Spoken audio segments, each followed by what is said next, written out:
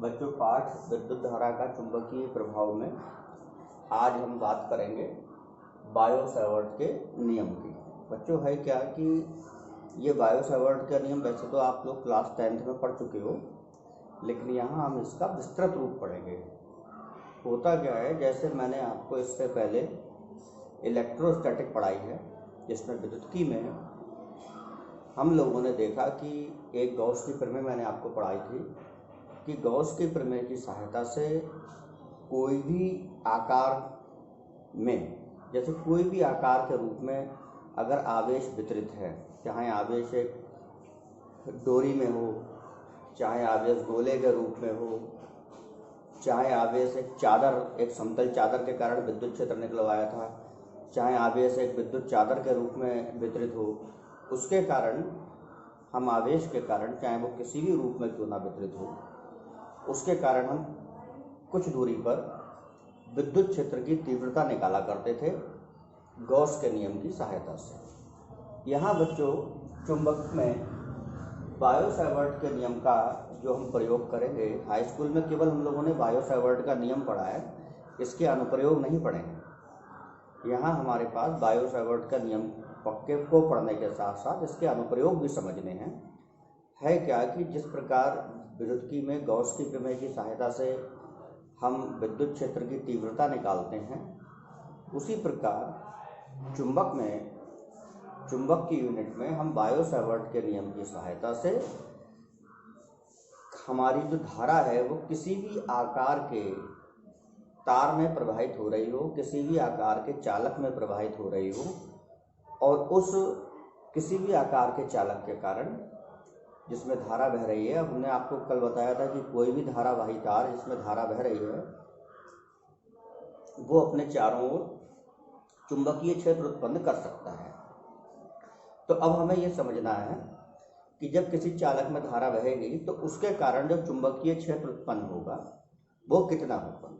तो चुंबकीय क्षेत्र की वैल्यू निकालने के लिए हम प्रयोग करते हैं बायो सावर्ट के नियम का। ठीक है, तो है क्या कि जैसे मान लिया हमारे किसी भी आकार का ये ऐसे कोई चालक तार है, किसी भी आकार का हो, इसमें मान लो ऐसे करके आई धारा बह रही है। ठीक है, अब किसी भी आकार के चालक जिसमें आई धारा बह रही है, उसके कारण आपको मान लो यहाँ कुछ दूरी पर चुंबकीय क्षेत्र निकालना है। अब आप करोगे क्या कि जहाँ पर भी चुंबकीय क्षेत्र निकालना है, उसके लिए आपको जो चालक दिया गया है जिसमें धारा बह रही है, उस पर एक आप छोटी सी लंबाई का एक अल्पांश काटोगे। जैसे मान लो हमने इस चालक तार पर इतना टुकड़ा ये अल्पांश का काट लिया। ठीक है, और ये चूंकि पूरे तार की लंबाई अनंत है, तो इस छोटे टुकड़े, सूक्ष्म टुकड़ा है, तो जब लंबाई को हम प्रदर्शित करते हैं एल से, लेकिन सूक्ष्म लंबाइयाँ जो होती हैं तो सूक्ष्म राशियों को दिखाने के लिए डी वर्ड का यूज कर लेते हैं। ये कक्षा 11 में भी हमने करा है। तो यहाँ अवकलन और समाकलन का प्रयोग भी करा जाएगा। बच्चों, समय समय पर मैं आपको बताता रहूँगा कि किसका अवकलन किस ढंग से करना है। बायो वाले बच्चों को थोड़ी प्रॉब्लम आती है अवकलन समाकलन में, लेकिन मेरे द्वारा बताए हुए फार्मूलों को वो याद करें, समझें, कोई प्रॉब्लम नहीं आएगी। ठीक है, तो हमने एक सूक्ष्म लंबाई मान ली है, और सूक्ष्म लंबाई जिसको हमने प्रदर्शित कर दिया डीएल, आई धारा बह रही है, और डीएल आवेश, डीएल हमारा चालक तार का सूक्ष्म अल्पांश काट लिया। और मान लो हमें यहाँ पर ये कोई बिंदु पी है, यहाँ पर हमें चुंबकीय क्षेत्र की तीव्रता निकालनी है। तो आप क्या करोगे, पहले अल्पांश से बिंदु पी को मिलाओगे, जहाँ हमें चुंबकीय क्षेत्र निकालना है वहाँ मिलाया। तो अल्पांश से बिंदु पी तक की दूरी हम मान ले रहे हैं आर, और मान ले रहे हैं कि जो अल्पांश है वो मिलाने वाली रेखा जो दूरी आर है उससे थीटा कोण बना रहा है। ठीक है, थीटा कोण बना रहा है और दूरी आर है। बच्चों ध्यान रखना, चुंबकीय क्षेत्र की तीव्रता जो हम निकालते हैं बी, वो एक सदिश राशि है। उसकी दिशा किधर होगी उसके बारे में बात हम इसके बाद बताएंगे। तो हम मान ले रहे हैं यहाँ सूक्ष्म, जैसे चुंबकीय क्षेत्र की तीव्रता को हम बी से प्रदर्शित करते हैं। सूक्ष्म लंबाई डीएल के कारण चुंबकीय क्षेत्र निकाल रहे हो, तो पूरे तार के कारण नहीं निकाल रहे हो, बल्कि सूक्ष्म अल्पांश के कारण अभी चुंबकीय क्षेत्र ले रहे हो, तो सूक्ष्म अल्पांश के कारण चुंबकीय क्षेत्र भी सूक्ष्म होगा, जिसे हम प्रदर्शित करेंगे dv से। तो बच्चों इस प्रकार अल्पांश dl में I धारा बह रही है और अल्पांश बिंदु P जहाँ हमें चुंबकीय क्षेत्र निकालना है वहाँ से थीटा कोण बना रहा है, और बिंदु P पर हमने चुंबकीय क्षेत्र की तीव्रता मान ली dv। ठीक है, तो अब बायो और सावर्ट ने अपने प्रयोग करे थे और प्रयोगों के आधार पर कुछ नियम दिए हैं। उन नियमों को संयुक्त करने पर एक फॉर्मूला बनेगा। उस फॉर्मूले को कहते हैं कि यह बायो सावर्ट का नियम है। और इनके नियम क्या थे? नंबर 1 कि जो ये चुंबकीय क्षेत्र की तीव्रता उत्पन्न होती है ये तार में बहने वाली धारा के समानुपाती होगी। मतलब कि dv चुंबकीय क्षेत्र की तीव्रता समानुपाती धारा है, मतलब तार में जितनी तीव्र धारा बहेगी चुंबकीय क्षेत्र उतना ही ज़्यादा प्रबल होगा, क्योंकि दोनों आपस में समानुपाती हैं। तो बायो सावर्ट के प्रयोगों के आधार पर ये नियम है कि चुंबकीय क्षेत्र की तीव्रता धारा I के समानुपाती है, मतलब धारा I का मान बढ़ाने पर चुंबकीय क्षेत्र बढ़ता है। दूसरा नियम कि चुंबकीय क्षेत्र की तीव्रता dv ये अल्पांश की लंबाई dl के भी समानुपाती होती है, तो dv समानुपाती dl। तीसरा नियम कि चुंबकीय क्षेत्र की तीव्रता जो अल्पांश से हमने बिंदु P को मिलाने वाली रेखा है, अल्पांश से बिंदु P को मिलाने वाली रेखा AP के साथ जो थीटा कोण बन रहा है इसकी साइन थीटा के समानुपाती होगा, तो dv समानुपाती होगा साइन थीटा के। और चौथा नियम इसी का कि dv जो चुंबकीय क्षेत्र की तीव्रता है वो अल्पांश से बिंदु P की जो दूरी है बच्चों r, दूरी r के वर्ग के, तो दूरी r के वर्ग का मतलब हो गया r², दूरी का वर्ग r² के व्युत्क्रमानुपाती होगा। तो व्युत्क्रमानुपाती का मतलब 1/r। ठीक, तो बच्चों ये 4 नियम बायो सावर्ट ने दिए थे। दूरी r के वर्ग के व्युत्क्रमानुपाती का मतलब है जैसे जैसे आप तार से दूर जाते जाओगे तो दूर जाने पर चुंबकीय क्षेत्र घटेगा, तो चुंबकीय क्षेत्र दूरी r के व्युत्क्रमानुपाती चल रहा है। अब चारों नियमों को संयुक्त कर लो।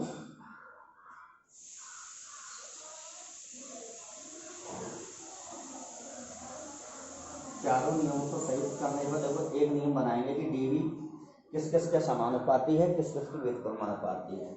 तो dv समानुपाती I dl साइन थीटा, इनके समानुपाती और बटे r², क्योंकि r² के व्युत्क्रमानुपाती है। तो बच्चों ये नियम कहलाता है बायो सावर्ट का नियम। अब इसमें आपको करना क्या है कि बायो सावर्ट का नियम याद रखना है। अगर आपको पेपर में लिखने को आता है तो याद करने की दृष्टि से मैं बता दूं, आपको ये फॉर्मूला याद करना है कि dv समानुपाती I dl साइन थीटा बटे r²। फिर इसी फॉर्मूले को देखकर आप ये चारों नियम लिख सकते हो कि dv समानुपाती I, dv समानुपाती dl, dv समानुपाती साइन थीटा और dv व्युत्क्रमानुपाती r²। इन चारों नियमों को फिर इसी फॉर्मूले को देख कर लिख सकते हो।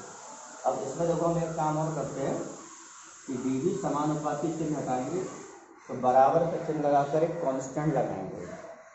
जिस प्रकार बच्चों याद होगा विद्युती में जब हम विद्युत क्षेत्र की तीव्रता E निकालते थे तो वहाँ एक समानुपाती नियतांक ये रखा था, कूलाम के नियम में लगाया था समानुपाती नियतांक 1/4πε0। ये कांस्टेंट हम 1/4πε0 कूलाम के नियम में लगाते हैं। जब समानुपाती चिन्ह हटाते हैं तो ये कांस्टेंट लगाते हैं, उसकी जगह यहाँ पर समानुपाती नियतांक हम लगाते हैं μ0/4π। बच्चों याद रखना समानुपाती नियतांक μ0/4π इंटू में है I dl साइन थीटा बटे r²। तो ये बायो सावर्ट के नियम का पूरा रूप हुआ। ठीक है, अब इसमें बच्चों जो μ0 है विद्युती में जो ε0 होता था जिसको हम पढ़ते थे ε0, उसे कहते थे निर्वात की विद्युतशीलता।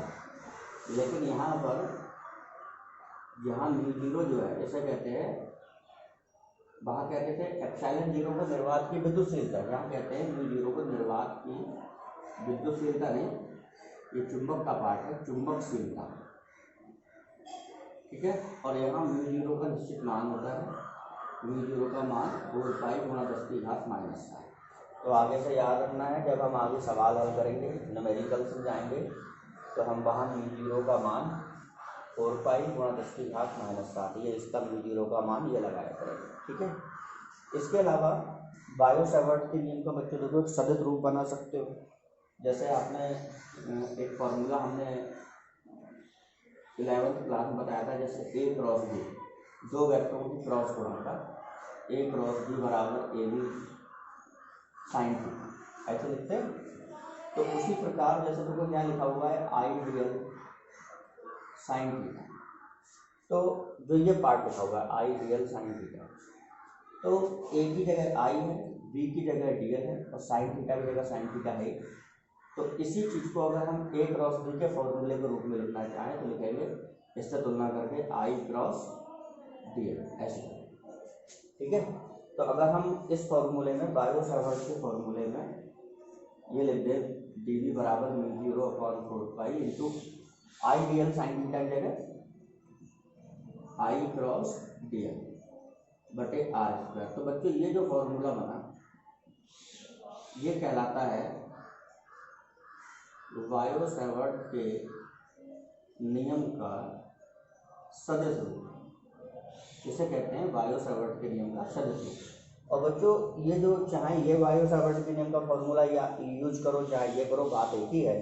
लेकिन जब ध्यान रखना, एक नंबर में कई दफ़ा ऐसे क्वेश्चन आया है कि बायो सेवर्ट के नियम का सदिश रूप का सूत्र लिखिए, तो आपको सदिश नियम का सूत्र एक नंबर में कई दफ़ा लिखने को आया है पेपर में, तो आपको ये लिखना है क्योंकि ये सदिश रूप है। जब हम न्यूमेरिकल हल करा करेंगे तो इस फॉर्मूले से करेंगे। और बच्चों ये जो फॉर्मूला है dV बराबर μ0/4 pi I dl sine theta upon r², ये चुंबकीय क्षेत्र केवल इस अल्पांश के कारण है। ठीक है, और हमसे अगर चुंबकीय क्षेत्र पूछा जाए पूरे तार के कारण, तो हमें क्या करना है, ये अल्पांश इस अल्पांश के कारण है चुंबकीय क्षेत्र और पूरे तार के कारण चाहिए, तो हम इसका जो है दोनों पक्षों में समाकलन किया करेंगे। तो ये याद रखेंगे, इस फॉर्मूले का आप दोनों पक्षों में समाकलन करेंगे, तो समाकलन करने पर हमें जो है पूरे तार के कारण चुंबकीय क्षेत्र की तीव्रता मिल जाएगी। इसके अलावा बच्चों एक बात और होती है कि हमने बताया चुंबकीय क्षेत्र की तीव्रता एक सदिश राशि है। इसमें ध्यान रखेंगे जब हम dV का समाकलन करेंगे दोनों पक्षों पर, dV के समाकलन को आप V कहोगे, तो dV समाकलन का देखो बच्चों मतलब क्या होता है आपको बता दें। जैसे ये जो dV है केवल इस अल्पांश के कारण चुंबकीय क्षेत्र। अब हम ये मान सकते हैं कि ऐसे इस पर ऐसे असंख्य अल्पांश हैं, बहुत सारे अल्पांश मान सकते हो ऐसे इस तार पर ऊपर नीचे सब में। तो समाकलन जैसे ये अल्पांश मान ली, बहुत सारे अल्पांश हैं, तो dV का मतलब है केवल इतने टुकड़े का चुंबकीय क्षेत्र। और बच्चों जो समाकलन dV का मतलब होता है कि जो जितने भी टुकड़े हैं सबके चुंबकीय क्षेत्रों का योग। समाकलन dV का मतलब है सभी अल्पांशों के चुंबकीय क्षेत्र का योग। और जब जितने भी अल्पांश हैं इन सबके चुंबकीय क्षेत्र जोड़ लिए जाएंगे तो वो बन जाएगा पूरे तार का चुंबकीय क्षेत्र। जब सभी अल्पांशों के चुंबकीय क्षेत्र को जोड़ लोगे तो बन जाएगा पूरे तार का चुंबकीय क्षेत्र। और पूरे तार का चुंबकीय क्षेत्र छोटा नहीं होगा, बड़ा होगा, इसीलिए हम समाकलन dV का मान B लिखा करेंगे। मतलब कि B बराबर ऐसे लिख सकते हो समाकलन dV, या B बराबर समाकलन dV का मान लगा दो μ0/4 pi I dl sine theta upon r²। इसमें जो चीज़ जिस चीज़ में बदलाव हो रहा है जैसे dl, तो उसी का हम समाकलन कर देंगे, और जिस चीज़ का समाकलन हो रहा है उस चीज़ का समाकलन करके पूरे तार के कारण चुंबकीय क्षेत्र निकाला जाएगा। तो बच्चों इस तरीके की बात का हम यूज सवालों में करेंगे, यहाँ नहीं करेंगे। ठीक है, अब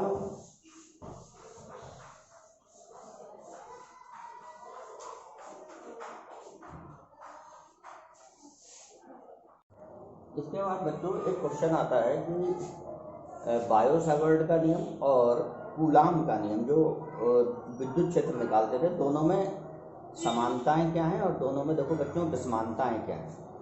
तो बायो सेवर्ट के नियम से आप चुंबकीय क्षेत्र निकालते हो μ0/4 pi I dl sine theta upon r square, ये बायो सावर्ट का नियम है। और कूलाम के नियम से अगर विद्युत क्षेत्र लिखोगे तो विद्युत क्षेत्र ई का formula 1/4πε0 Q upon r square.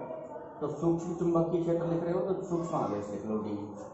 ये बच्चों कूलाम का नियम कह सकते हो और ये बायो सावर्ट का नियम है। तो देखो दोनों में समानताएं क्या क्या है, सिमिलरिटीज क्या है, फिर इसकी विसमानताएं क्या हैं, दोनों की बात करेंगे। देखो सबसे पहले बात समझ लो, बायो सावर्ट के नियम से आप निकालते हो चुंबकीय क्षेत्र, ठीक है। और जो चुंबकीय क्षेत्र होता है वो दूरी के वर्ग के व्युत्क्रमानुपाती है। और विद्युत क्षेत्र जो निकालते हो वो भी देखो दूरी आर स्क्वायर के व्युत्क्रमानुपाती है। तो ये कहलाता है व्युत्क्रम वर्ग नियम। तो हम ये कह सकते हैं कि दोनों नियम, बायो सावर्ट का नियम में जो चुंबकीय क्षेत्र है वो दूरी आर के वर्ग के व्युत्क्रमानुपाती है, और कूलाम के नियम में जो विद्युत क्षेत्र की तीव्रता है वो भी दूरी आर के वर्ग के व्युत्क्रमानुपाती है। इसका मतलब है कि दोनों नियम व्युत्क्रम वर्ग नियम का पालन करते हैं, पहली समानता। दूसरी बात, चुंबकीय क्षेत्र अल्पांश की लंबाई dl, आवेश होता है अल्पांश के रूप में, के समानुपाती है, और विद्युत क्षेत्र की तीव्रता आवेश के समानुपाती है। तो ये dl भी एक धारा आवेश ही तो है। देखो dl में से धारा I निकलती है, और धारा I क्या है, आवेश, क्योंकि धारा बहती तो आवेश बहते तभी धारा उत्पन्न होती है। तो चुंबकीय क्षेत्र की तीव्रता धारा अल्पांश जो होता है उसके समानुपाती है, और वो भी विद्युत क्षेत्र की तीव्रता भी आपकी आवेश के समानुपाती है। तो ये दोनों चीज़ें हो गई, इनमें समानताएं। ऐसे कुछ दोनों में अंतर भी हैं, विसमानताएं भी हैं दोनों नियमों में। देखो अंतर क्या है कि जैसे विद्युत क्षेत्र होता है, जैसे धन आवेश है, तो मान लो यहाँ बिंदु P पर आप विद्युत क्षेत्र निकाल रहे हो, तो धन आवेश के कारण जो विद्युत क्षेत्र होता है वो जो मिलाने वाली रेखा है, जैसे यहाँ आवेश से मान लो बिंदु P तक की दूरी r है, आवेश को मिलाने वाली रेखा पर ऐसे बाहर की ओर, अगर धन आवेश है तो बाहर की ओर, और अगर ऐसे करके ऋण आवेश है तो विद्युत क्षेत्र की तीव्रता अंदर की ओर। तो होता क्या है कि जो आवेश के कारण जो विद्युत क्षेत्र की तीव्रता होती है वो आवेश से हम जिस बिंदु पर विद्युत क्षेत्र निकाल रहे हैं उस बिंदु को मिलाने वाली जो रेखा है उस पर सीधे बाहर धन आवेश के लिए और सीधे अंदर ऋण आवेश के लिए होती है, ठीक है। लेकिन जो चुंबकीय क्षेत्र की तीव्रता है इसकी दिशा ऐसे नहीं निकालते हैं। किसी भी तार के कारण जो चुंबकीय क्षेत्र की तीव्रता होती है वो अल्पांश से बिंदु P जहाँ तुम चुंबकीय क्षेत्र निकालना चाह रहे हो उस मिलाने वाली रेखा के अनुदिश नहीं होती, मतलब कि उस मिलाने वाली रेखा पर बाहर या अंदर की ओर नहीं होती, बल्कि उस मिलाने वाली रेखा पर लंब होती है। कैसे? देखो इसको निकालने के लिए आप फ्लेमिंग के दाएं हाथ की हथेली का नियम कक्षा 10 में है, लेकिन मैं फिर रिपीट कर दे रहा हूँ कि फ्लेमिंग की दाएं हाथ की हथेली का नियम क्या है। समझो बात कि आपको करना क्या है कि जैसे मान लो एक तार है, किसी तार में धारा बह रही है, जैसे सपोज कर लो मैंने ये तार ले लिया, देखो तार में मान लो इस तरफ धारा बह रही है, बच्चों मान लो इस तरफ धारा बह रही है, और आप इस तार के कारण तार के लेफ्ट और राइट दो जगह आप चुंबकीय क्षेत्र निकालना चाह रहे हैं, ठीक है। तो आप अपनी दाएं हाथ की हथेली का कैसे प्रयोग करेंगे? दाएं हाथ की हथेली का नियम क्या है कि आपको ऐसे अपना दायां हाथ सीधे फैलाना है, ठीक। और ध्यान देना है बच्चों, ये जो अंगूठा है ये धारा की तरफ करना है, धारा की दिशा में, और जो फैली हुई उंगलियां हैं अंगूठा धारा की दिशा में करेंगे, फैली हुई उंगलियां उस दिशा में करेंगे जिस ओर हम चुंबकीय क्षेत्र की तीव्रता निकालना चाह रहे हैं, ठीक। तो उंगलियां उस दिशा में करने पर जहां चुंबकीय क्षेत्र निकालना चाह रहे हैं, अगर हथेली ऊपर रहती है ऐसे, ये हथेली का ऊपरी हिस्सा है और ऐसे हाथ हो जाएगा तो हथेली का निचला हिस्सा। तो अगर ये जो हथेली ऊपर रहती है तो चुंबकीय क्षेत्र हथेली पर लंब ऐसे ऊपर होगा, ठीक।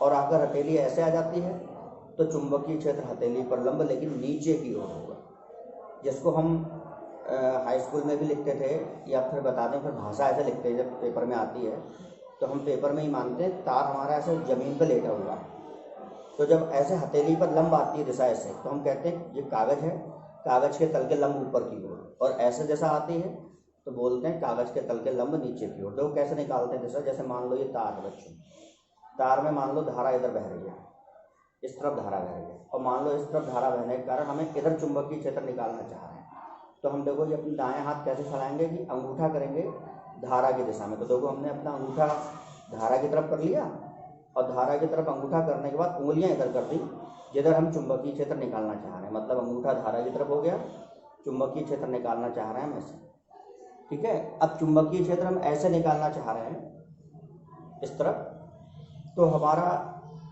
इधर लंब किधर हुआ, हथेली ऊपर है, तो हमारा लंब ये हुआ।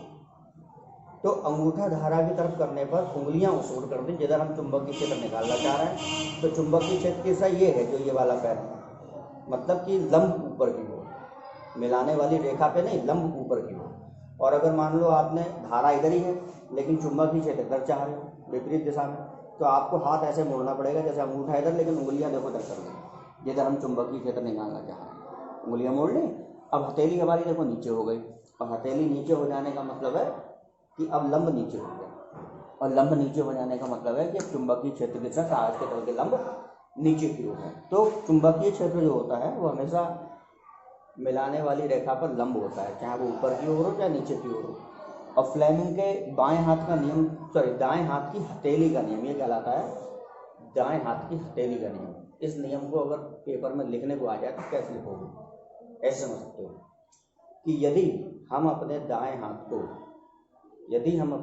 हाथ को इस प्रकार फैलाएं कि अंगूठा धारा की दिशा में हो और फैली हुई उंगलियां, ये अंगूठा धारा की दिशा में हो और फैली हुई उंगलियां उस दिशा में हो जिस दिशा में हम चुंबकीय क्षेत्र निकालना चाह रहे हैं, तब हथेली पर जो लंब होगा वो चुंबकीय क्षेत्र की दिशा को व्यक्त करेगा, ठीक है। जैसे मान लो धारा इधर है, चुंबकीय क्षेत्र इधर निकालना चाह रहे हैं, तो हथेली पर लंब ये हुआ, तो चुंबकीय क्षेत्र ऊपर, और मान लो धारा इधर ही है लेकिन इधर निकालना चाह रहे हैं, तो हथेली पर लंब नीचे हो गया। तो अगर यही नियम लिखने को आ जाता है कि फ्लेमिंग की दाएं हाथ की हथेली का नियम लिखिए जिससे हम चुंबकीय क्षेत्र की दिशा निकाल सकें, तो आपको लिखना है कि यदि दाएं हाथ को इस प्रकार फैलाया जाए कि अंगूठा चालक में बहने वाली धारा की दिशा में हो और उंगलियां उस दिशा की ओर इंगित हों जिस दिशा में हम चुंबकीय क्षेत्र निकालना चाह रहे हैं, तो हथेली पर लंब की दिशा चुंबकीय क्षेत्र की दिशा होगी। यह हमारे ये हमारे फ्लेमिंग की दाएं हाथ की हथेली का नियम कहलाता है। तो इस तरह बच्चों ध्यान रखना है, दोनों नियम में ये विषमानता है कि जो ये विद्युत क्षेत्र होता है वो आवेश से जिस बिंदु पर तुम विद्युत क्षेत्र निकालना चाह रहे हो उस बिंदु को मिलाने वाली रेखा पर अंदर या बाहर होगा, जबकि चुंबकीय क्षेत्र आवेश से मतलब अल्पांश से बिंदु P को मिलाने वाली रेखा पर लंब ऊपर या लंब नीचे होगा।